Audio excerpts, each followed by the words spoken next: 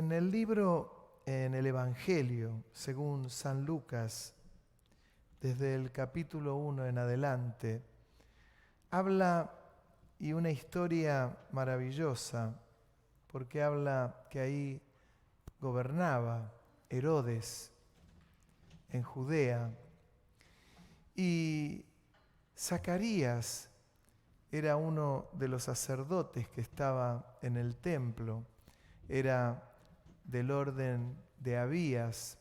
Él estaba casado con una mujer que se llamaba Elisabet, y Elisabet era descendiente de Aarón. Vamos a silenciar los celulares, el mío primero. Y era del orden, descendía de Aarón, Elisabet. Los dos eran grandes, eran ya de edad muy avanzada, no podían tener hijos. Era una gran frustración que él tenía. Querían tener un hijo y no podían, había pasado el tiempo, ya lo habían mandado a pérdidas y ganancias y una gran frustración había en ellos. A él le había tocado en ese tiempo, esos días, quemar incienso en el templo. Quemar incienso era estar al lado del altar del incienso y en el lugar ir quemando incienso, y se llenaba el lugar de perfume. Era un perfume que era elevado a Dios. Se hacía eso y lo hacían con corazón, con decisión. Eran personas, dice las Escrituras, muy íntegras. Amaban a Dios.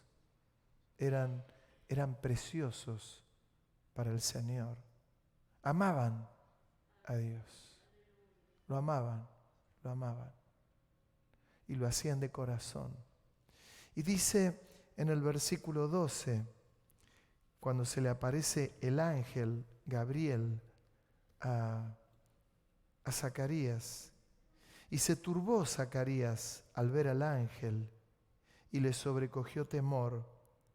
Pero el ángel le dijo: Zacarías, no temas, porque tu oración ha sido oída, y tu mujer Elisabet te dará a luz un hijo, y llamarás su nombre Juan.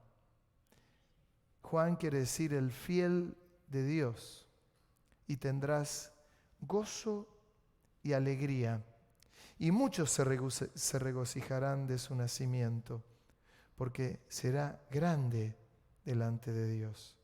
No beberá vino ni sidra, y será lleno del Espíritu Santo, aún desde el vientre de su madre, y hará que muchos de los hijos de Israel se conviertan al Señor, Dios de ellos, e irá delante de él con el espíritu y el poder de Elías, para hacer volver los corazones de los padres a los hijos y de los rebeldes a la prudencia de los justos, para preparar al Señor un pueblo bien dispuesto.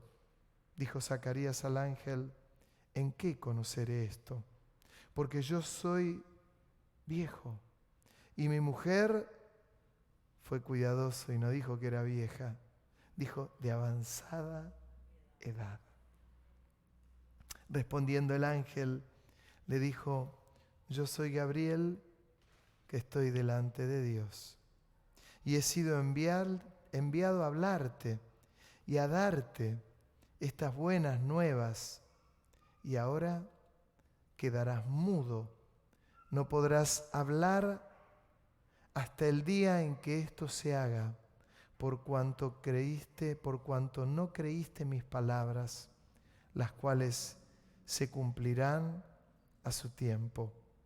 Y el pueblo estaba esperando a Zacarías y se extrañaba de que él se demorase en el santuario. Pero cuando salió no les podía hablar, y comprendieron que había visto visión en el santuario. Él les hablaba por señas y permaneció mudo, y cumplidos los días de su ministerio, se fue a su casa. Después de aquellos días concibió su mujer Elisabet y se recluyó en casa por 5 meses, diciendo: así ha hecho conmigo el Señor en los días en que se dignó quitar mi afrenta entre los hombres. Saben, siempre me conmovió este texto por un montón de aspectos. Había una necesidad humana, 2 personas que amaban al Señor, 2 personas fieles, 2 personas maravillosas que amaban a Dios. Eran descendientes de personas muy grosas, pero más que el chapear con la ascendencia, era que ellos eran íntegros y amaban a Dios. Se le aparece a él puntualmente Gabriel, que Gabriel no se aparecía como alguno lo puede significar y tenía 2 alas atrás, no. Saben que los ángeles muchas veces se han aparecido en formas humanas. Por eso decía el apóstol, algunos sin saberlo hospedaron ángeles.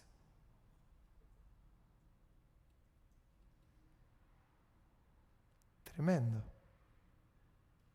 Y hospedaron ángeles y no sabían que eran ángeles y no tenían una cabeza gigante, el pelo raro, los ojos. No. De esta manera.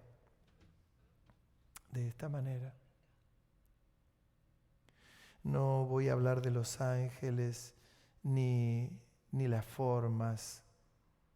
Voy a hablar de lo que estaba haciendo Zacarías, que él estaba quemando incienso para Dios. Y lo hacía como lo había hecho tantas otras veces, como cuando uno está en un culto y está alabando a Dios, y está bendiciendo a Dios, y está exaltando a Dios. Pero está como si Dios no estuviese. Una reflexión. Uno siempre tiene que estar quemando alabanzas a Dios, sabiendo que Dios está en este lugar. Sabiendo que Dios está en este lugar. Con esto le digo, ahora no esté mirando durante el culto a ver qué hace fulano, a ver qué hace mengano, a ver qué hace el otro. No. Cada uno concéntrese en sí mismo para ver cómo está quemando incienso. Yo muchas veces me canso. Imagínense, yo en el culto estoy todo el tiempo parado y cuando predico estoy todo el tiempo parado. Todo el culto parado. Usted está sentadito. Yo a veces estoy en el culto y usted va a ver que a veces los predicadores se tientan y dicen, me voy a sentar un poquito porque después va a estar parado. Pero la presencia de Dios que está en este lugar está. Amén. ¿Cree usted que está? Sí. Hay que estar en la presencia de Dios con la expectativa que el Señor te puede decir algo. Y puede mandarte un ángel, puede. Y puede susurrarte al oído y puede hablar a tu corazón. Puede hablar. Uno debe estar en la presencia del Señor con esa expectativa. Una expectativa que Zacarías no la esperaba, porque es más, le dio una palabra de algo que iba a ocurrir que él ya lo había dejado atrás, porque ya era grande y su mujer de edad avanzada. Como en el caso de Sara, con una diferencia, que Zacarías conocía la historia de Abraham y de Sara. Conocía la historia de Ana, que no podía tener hijos, y la conocía. Por eso es llamativo. Pero no nos sorprende que Zacarías haya olvidado eso, porque aún nosotros, conociendo y teniendo el Antiguo Testamento y el Nuevo Testamento, nos toca vivir cosas que se identifican con el Antiguo y el Nuevo Testamento, y sin embargo las olvidamos, porque creemos que no son para nosotros, pero son para tu vida. Lo que quiero despertar en tu corazón es que puedas quemar incienso, siempre con expectativas, solo entregando ese incienso al Señor, nuestra alabanza, nuestra adoración, con expectativas de lo que Dios quiera hacer. Porque a quien exaltamos es un Dios vivo,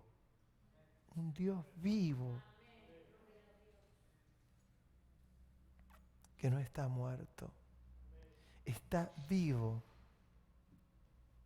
Qué lindo cómo el Señor te ha sorprendido, ¿no, hermana? Cuando uno tiene una expectativa, de golpe algo y dice, ¡pah! ¡Qué lindo! Es como aquel que dice, ¿cómo me gustaría enamorarme? Y de golpe el Señor te da el amor de tu vida. Y vos decís, me sorprendió, qué lindo. Bueno, como aquel o aquella que quiere tener un hijo y no puede tener, pero de golpe, y viene el nene, qué lindo. La nena, y uno dice, qué lindo. Es la sorpresa. Ocurre esto en lo espiritual también. Y uno siempre debe tener esa expectativa. Por eso cuando la iglesia toma esos desafíos con hermanos que tienen una enfermedad y la iglesia ora y clama al Señor y viene esa sanidad y uno dice, qué maravilla. Uno lo ve en los rostros embellecidos, algunos pasados de años, porque edad avanzada, pero con rostros felices, rozagantes. Es el Señor que sorprende las vidas. Nunca pierdas esa chispa de la sorpresa de Dios sobre tu vida. Nunca la pierdas. En algo que le estás pidiendo al Señor, que no me voy a meter en esas peticiones que le estás pidiendo al Señor, pero lo de Zacarías era que él anhelaba un hijo y no llegaba. Y se lo habrá pedido al Señor orando tantas veces y nunca llegó. Y llegó cuando él quemaba incienso. Qué detalle, ¿no? No cuando estaba en la casa. No cuando estaba esperando el sorteo de cuándo le tocaba hacer algo para el Señor. El Señor lo sorprendió y mandó su mensajero, el ángel. No te voy a decir como dicen muchos, porque ustedes saben cuál es mi postura. Sueñe cosas grandes. Déjese de soñar pavadas, hermanos. No sueñe pavadas. No sueñe pavadas. Esté firme en lo que Dios le diga, que es distinto. Que eso es la fe. La fe es, Dios me dijo que me va a poner en este lugar, nos va a dar este lugar, nos lo dijo un año antes y nos lo dio. Eso es fe. O de otras tantas maneras que se puede poner en práctica. Pero la fe es eso. Dice que el niño que iba a nacer iba a ser lleno del Espíritu Santo, que muchos de los hijos de Israel se iban a convertir al Señor, que iba a tener el espíritu y el poder de Elías para hacer volver el corazón de los padres a los hijos, y de los rebeldes a la prudencia, que le iba a traer a él mucho gozo y alegría. Gozo y alegría. Esto fue lo que le produjo Juan, estoy hablando de Juan el Bautista. Esto le produjo a sus padres. Gozo y alegría. Lo que lo saco por una cuestión natural. ¿Usted sabe cómo fue la muerte de Juan el Bautista? ¿Cómo murió? Decapitado. Le cortaron la cabeza. Y la que le pidió la cabeza en una gran fiesta, ahí le pidieron, dice, ¿qué querés? ¿Qué deseo querés? Quiero que me traiga la cabeza de Juan el Bautista. Fueron a la cárcel porque lo habían encarcelado. Antes hubo un diálogo entre mensajeros y Juan el Bautista y el Señor, ¿eres tú aquel que había de venir? Y el Señor le manda a decile que la gente es sanada, que ocurren cosas. Y él dice, me voy en paz. Y le cortaron la cabeza a Juan el Bautista. Pero su papá y su mamá, como lo habían tenido en edad avanzada, ya no vivían. Ya no vivían. No tuvieron que padecer eso. Juan el Bautista tenía la edad aproximadamente de Jesús, así que estaba arriba de los 30 años. Ya sus padres no vivían. Vivieron y experimentaron. El Señor les regaló eso. Ustedes quieren un hijo, les voy a dar un hijo especial que les va a dar alegría, gozo, va a ser lleno del Espíritu Santo y va a hacer volver el corazón de Israel hacia mí. El corazón de Zacarías y de Elizabeth estalló.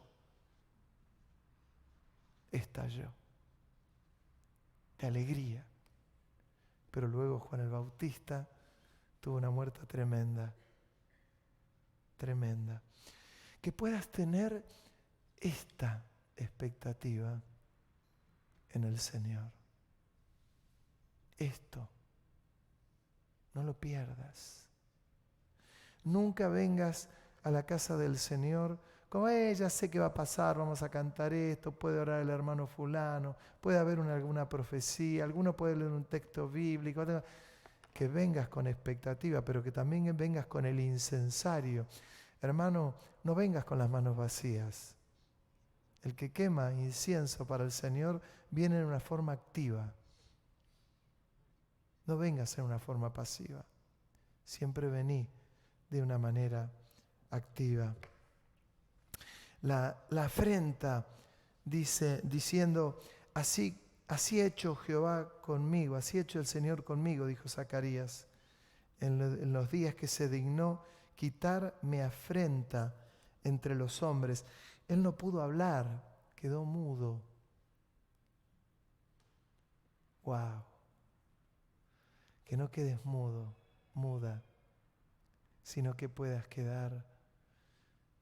estar atento, atenta a lo que el Señor quiera hacer.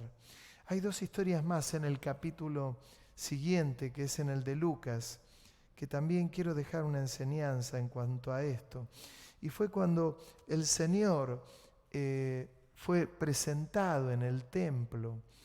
Cuando Él fue presentado en el templo, hubo un hombre también de edad avanzada, que fue maravilloso, que fue Simeón, donde le había sido revelado por el Espíritu Santo que él no vería la muerte hasta ver al Mesías, a ver al Hijo de Dios. ¡Qué revelación!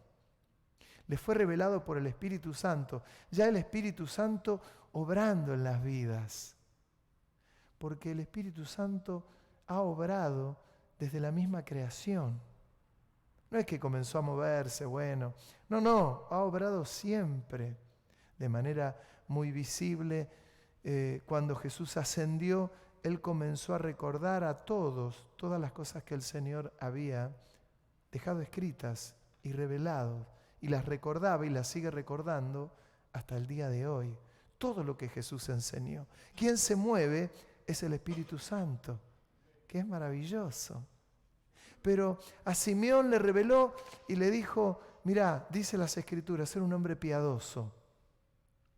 Los piadosos no pierdan esto, que Dios se revele. Dios se revela.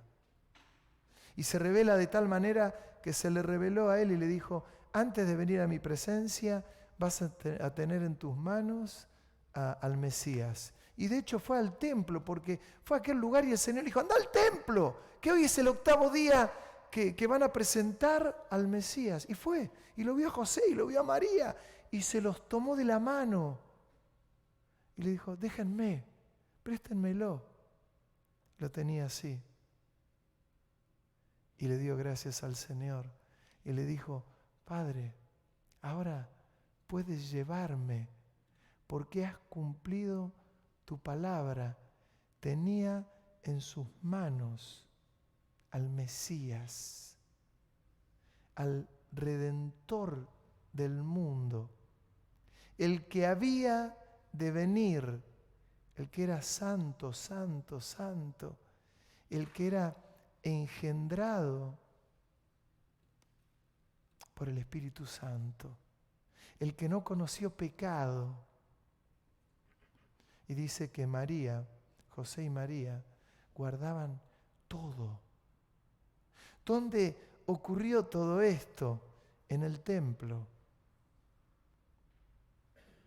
Porque Él vino a cumplir lo que había establecido la ley. ¿Dónde lo presentó? En el templo, donde ahí había un sacerdote. En el mismo lugar donde el Señor, años posteriores, 30 años posteriores, entraba en el templo y dijo, convirtieron mi casa en cueva de ladrones. Y entró dando vuelta a las mesas con la autoridad que Él tenía. Pero ahí fue presentado en el templo. Le fue revelado a un hombre que no había sido apóstol, no había apóstoles ahí, pero que no había sido profeta, que no era sacerdote, pero tenía temor de Dios. ¿Qué le pasaba a Simeón? Estaba a la expectativa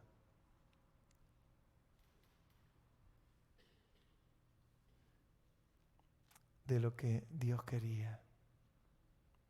Fíjese que no estaba volando.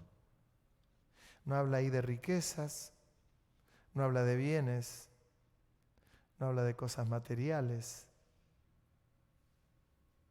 Habla de las cosas que tienen un valor más grande que lo material.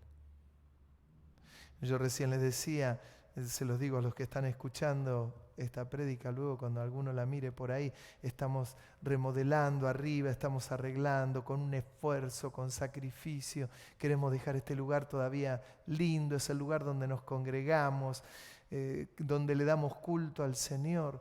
Pero ni siquiera eso es lo importante. Hoy vino quien cortó el pasto y lo dejó afuera maravillosamente bien. Queremos dejarlo lindo. Claro, es el lugar donde nos congregamos.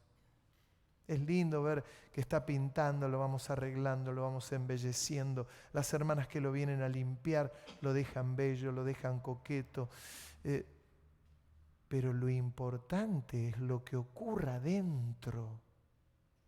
Es lo que ocurre posterior a eso. Eso es lo importante. Y lo importante es lo que ocurre para Dios acá, pero también es importante lo que Dios, y lo digo de arriba para abajo, hace en nosotros. ¿Qué es lo que va a quedar en nosotros? ¿Qué es lo que nos permite seguir caminando? Nos permite seguir teniendo fe en eso. Y nuestras vidas se van robusteciendo espiritualmente hasta hasta que el Señor venga. Con achaques, con dolores, con años, con piernas que pueden doler, con cabezas que puede doler. Hoy yo veía a un hermano que sufre de dolores de jaqueca tremendo y que está con un tratamiento y todo, y yo lo veía en el culto donde están los bafles, está la batería, y yo veía que él se tapaba los oídos porque sufre de dolores de cabeza, pero estaba en la iglesia quemando incienso, aún con sus achaques. Estamos orando por tu sanidad, hermano. Pero quemando incienso. O la otra persona mayor, como puede, vino con esfuerzo, con sacrificio, pero vino a la casa del Señor hasta que tenga fuerzas. Eso el Señor lo ve como un sacrificio vivo, vivo. O el otro que renunció a cosas que podría haber hecho hoy, pero dijo, no, este horario yo lo tengo.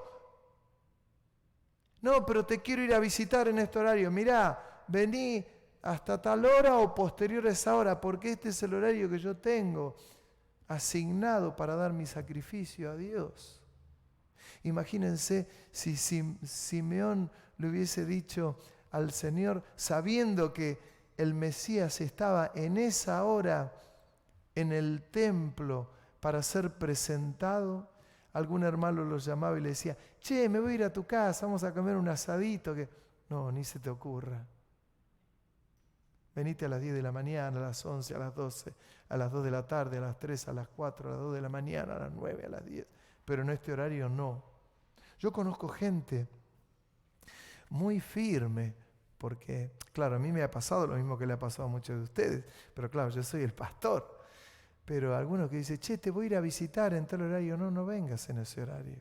Ese es el horario que yo tengo para darle culto a Dios. ¿Con quién? Con mis hermanos. El tiempo precioso que yo tengo para el Señor. Eso el Señor lo ve como un sacrificio vivo. Y posterior a Simeón apareció Ana, una mujer que entiéndalo como quiera. Estuvo casada 7 años, estuvo con su marido casado 7 años, pero hacía 84 años que era viuda. Esta mujer era una profeta. También le había sido revelado en el mismo texto, en el capítulo 2 de Lucas, que vaya al templo, porque ahí estaba el Mesías que había nacido, que no había nacido en una cuna de oro, que no nació en el lugar donde nacían los niños, sino que nació en un establo porque no había lugar en el mesón. No había lugar. ¡No había lugar! Para darle una cuna especial. Y nació en un lugar donde había paja. Y allí estaba José, estaba María, estaba el niño. Todo en la humildad, pero en un lugar totalmente cubierto por el Espíritu Santo. Y cayeron aquellos 3 individuos que les había sido revelado que nacía el Mesías. ¿En qué lugar? Siguieron la estrella, les llevaron oro, incienso y mirra. Y José y María estaban atentos a lo que pasaba. Todo lo demás, tenemos que aprender que todo lo demás es superfluo. Todo lo que nos rodea, tenemos que saber que ocupa un segundo lugar de importancia, un tercer lugar de importancia. Si aprendemos esto, si tenemos esto claro, vamos a ver que el Señor nos va a sorprender. El Señor nos va a sorprender gratamente. Porque es así como el Espíritu Santo se mueve. Es así como obra el Espíritu Santo. con personas de carne y hueso, que no han ocupado el lugar de trascendencias. Pero es así como el Espíritu Santo obra. Es así, es así. Simeón le dijo, Señor, ya estoy listo para irme contigo, porque has cumplido tu palabra. Pero ¿sabe? Tomó al niño en sus brazos y la miró a María y le dijo, una espada traspasará tu vida. Porque este chiquito va a revolucionar al mundo. A vos te va a producir un poco de dolor, ¿eh? Y caramba, lo vio a su hijo crucificado en una cruz. Pero María sabía quién era. Sabía quién era. Y le daba gracias a Dios. Y se había dado cuenta que había sido una mujer privilegiada. Privilegiada. Nosotros, los evangélicos, con el tema que la Iglesia Católica le ha puesto en un lugar que no le ha dado el Señor. Nosotros nos fuimos al otro extremo y algunos no quieren ni nombrarla a María. María fue una mujer privilegiada, hermanos, y bien ubicada, porque no ha tenido un problema María. El problema lo ha tenido el hombre que se confunde y la va poniendo en lugares donde María no intercede por nosotros.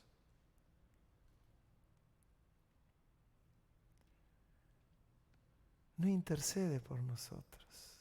Está en un lugar donde está Pedro, Pablo, donde vas a estar vos, donde está David, donde... ¿Entiende? No intercede por nosotros, María, pero ha sido una mujer privilegiada, que amaba a Dios. Por eso Dios la escogió. Era una mujer preparada, virgen, que temía a Dios. Su corazón fue trabajado. Hermano, hermana, que aprendamos de Zacarías, que aprendamos de Elizabeth, que aprendamos de Simeón, que aprendamos de Ana. Algunos a veces tienen un gran conflicto porque dicen, sí, no, el Señor no me va a usar, y ¿qué va a contar conmigo el Señor? Ya tengo más de 80 años. Y mire, esta mujer, yo saco cuentas, tenía más de 100 años, Ana. 7 años casada, hacía 84 años que era viuda, 84 más 7, 91. ¿A qué edad se habrá casado? ¿A los 12 años? ¿13? Tenía más de 100 años, pero amaba al Señor. ¿Qué edad tenés? El Señor quiere contar contigo. Eso es un acto de maldad. ¿Cuántos años tenés? El Señor todavía cuenta contigo. Y si eres muy joven o si sos muy joven, quema tu vida para el Señor, que es lo más lindo que te pueda pasar. Porque Dios sigue siendo vivo y Él sigue obrando. Él sigue obrando. Sigamos orando por estos casos que les mencionaba antes de la prédica. Sigamos orando porque Dios sigue obrando. Amén. Amén. Yo te invito a que inclines tu cabeza allí donde estás. No te voy a poner palabras de lo que quieras decirle, sino que puedas orar al Señor ahí donde estás. Que puedas quemar incienso. Vos sabés quemar incienso, yo no te voy a poner palabras, pero que puedas inclinar tu cabeza, que puedas decirle al Señor que pueda contar contigo.